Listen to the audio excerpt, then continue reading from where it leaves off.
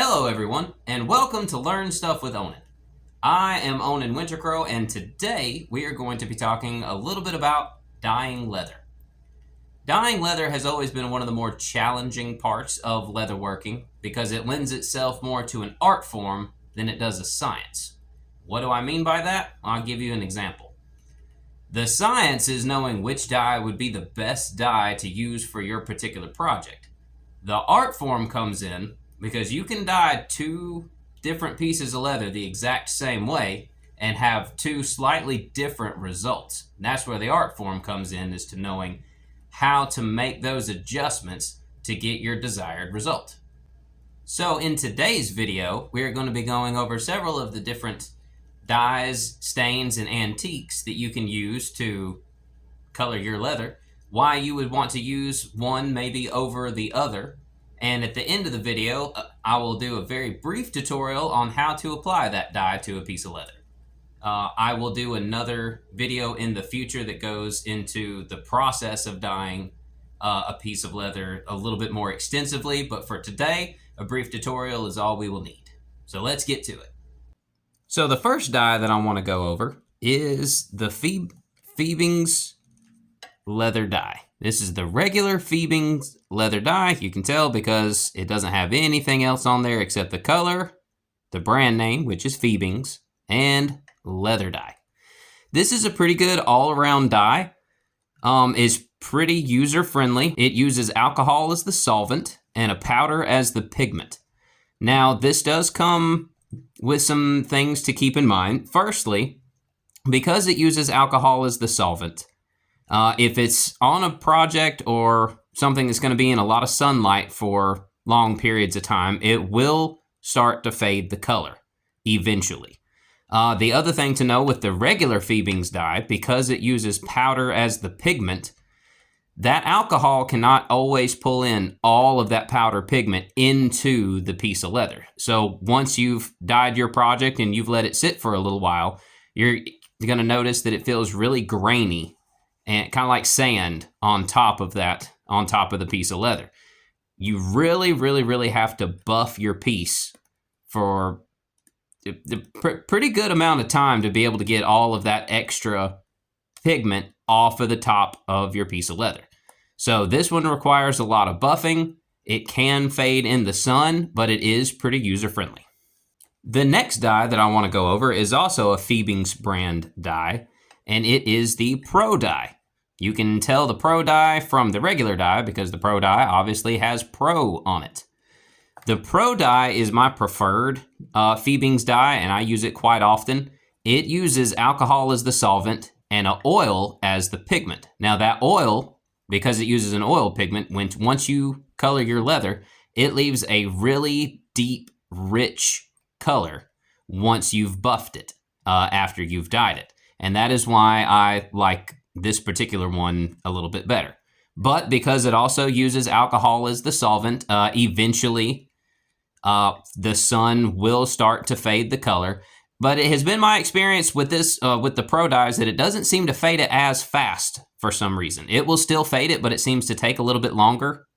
Different people might have different opinions on that. That has just been my experience. But yeah, really good dye. You apply both of these dyes. Well, I apply both of these dyes the same way, and we'll get into that, a little bit later. But yeah, Pro dye, the regular Fiebing's dye, essentially kind of the same thing, except this one uses an oil pigment. So it's a little bit closer. It's not exactly an oil dye, but I want to say it's about half of an oil dye. Because it uses that oil pigment, there is more oil in this than other products, and some products don't use oil at all. So this is a little bit closer to an oil dye than any of the others that we're going to talk about, but it's not 100% an oil dye. But really good dye, and I use it quite often. The third dye that I want to talk about is the EcoFlow dye. The EcoFlow dyes are a water-based dye, so it uses water as the solvent and powder as the pigment. Doesn't seem to fade as much in the sun because of that reason, or at least that has been my experience. Very user-friendly. Really hard to... honestly really kind of hard to mess it up. You still can, but it lends itself to being more user friendly because it is water based. This is generally what I would recommend for a first time person that's never really dyed leather before, because it is that easy to use and comes in a multitude of different colors. It is essentially the water based version of the regular Phoebing's dye, is what it is. Different brand, of course, but uses powder as a pigment, water as the solvent instead of alcohol as a solvent. Pretty much the water-based version. The fourth one that I want to go over is the EcoFlow Water Stain. Comes in a little bit bigger bottle. This particular water stain or dye uses water as the solvent, but it also has a wax-based mixture in it. So you really have to shake it for a good couple of minutes before you can use it, particularly if it's been sitting there for a while. But I use this dye quite often because out of all of the dyes that we have and will discuss, this one does really well on outdoor gear because of that wax-based mixture. So once you've applied this to a piece of leather, and once it's dried and you've buffed it and all, it already seems to have some water resistance to it. Once you put your, finishing, parts on it and you've sealed it with, your particular sealant that you prefer to use, it makes for a very water resistant piece of leather. This is actually what I use on a lot of pieces of gear, like my archery gear that I make, because I'm a traditional archer.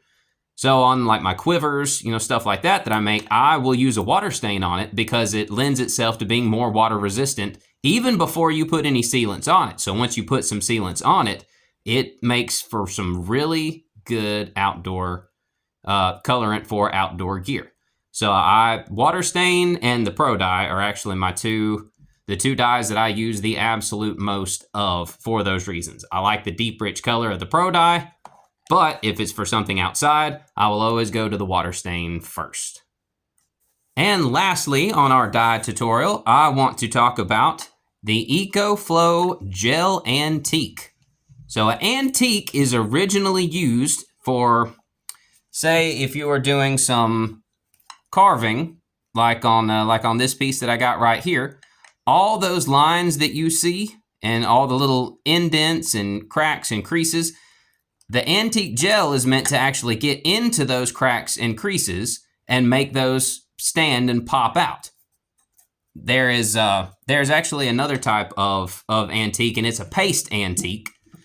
But this one is a gel antique, and this one will act as a colorant in and of itself. So this one is black. If I was to use this on this piece of leather, it is going to stain the entire thing black. So the gel antique can be used as a complete colorant in and of itself. The paste, not so much. The gel antique, as opposed to the paste antique, it actually has some penetration to it. And the gel antique is the only thing that I will use when I am trying to color the backside of a piece of leather, where you have all that fleshy kind of fuzziness to it. This is the best to use on the backside of a piece of leather. Once you've put it on there and you've let it dry and you've kind of buffed it a little bit, there is also not near as much rub off on a gel antique as there is with some of the other colorants that we've looked at, some of the other dyes. So this is a really good one to use on the back piece of a piece of leather. So say I wanted to color this guy, say it's gonna be for something outside. Well, I would use my water stain for the front of it because I know it's gonna be something for outside. On the back, I would use the gel antique because it has a minimal rub to it. Seems to get into those fibers really well. But the rub is the important part. If you dye the back of a piece of leather with just a regular dye, you're really gonna have to seal it really well for it not to rub off on like your skin or clothing or something like that. Whereas the gel antique, you don't necessarily have to worry about that problem. And once you seal it, you're pretty much good. You don't have to worry about too much rub off. You might get a little bit, but not near as much as you will with the other dyes. So even if I were doing like a belt, on the back side of that belt, if I wanted to dye it, which typically I don't, but if I wanted to, I would definitely go with the gel antique. So this is the one that I generally use for the back of a piece of leather, but you can use it for the front as well. And as promised, I am going to give you a quick demonstration of how you can also dye a piece of leather. We have a little scrap piece of leather here that we're going to use for our demo. This is a veg tan piece. The first thing that you want to do is you want to get your leather damp. Use a little spray bottle. You see how it's starting to darken in color a little bit. That's what you're looking for. There we go. Now that we've gotten it dark, you can see some of the water spots on there. We want to make sure that those kind of soak in. We can kind of help them along a little bit. There we go. So now that we have got our piece damp, there's a lot of things that you can dye it with. There's daubers, there's sponges. I prefer, boom, the paper towel method. Why? Because I have a lot of paper towels. They're easy to come by, and you can use a lot of them and get the same result, and it gives you a little bit more control. So I will take a full square sheet of paper towel.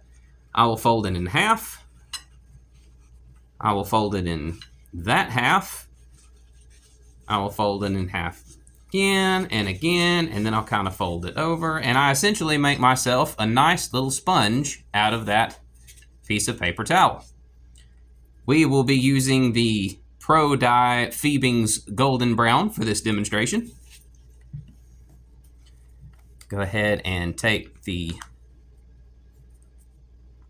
top off of our dye. Put your paper towel over the top of the bottle.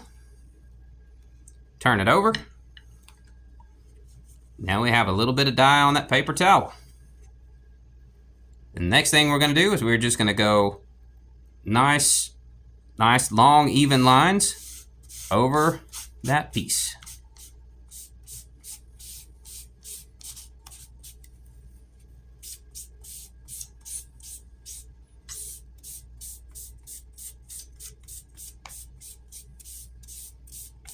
That is a pretty even color. Look at that. Let's say we wanted to go a little bit darker. Well, we simply just add some more to our paper towel. There we go. You can see it on there. And do the same thing. Now you see it's adding another coat and making everything a little bit darker than it was before.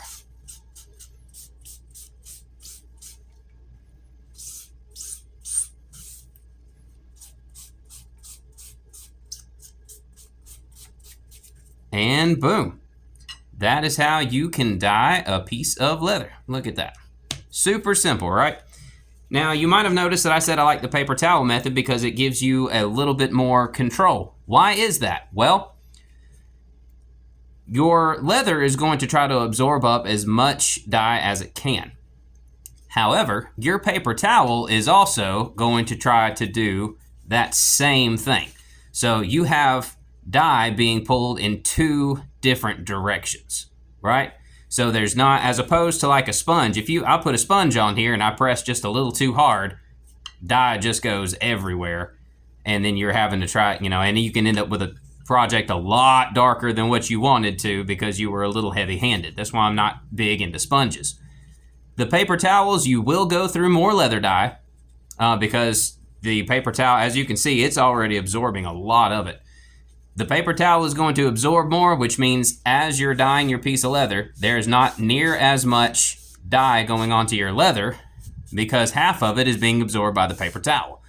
But it also gives you a lot more control over your dyeing process, how much you're putting on there.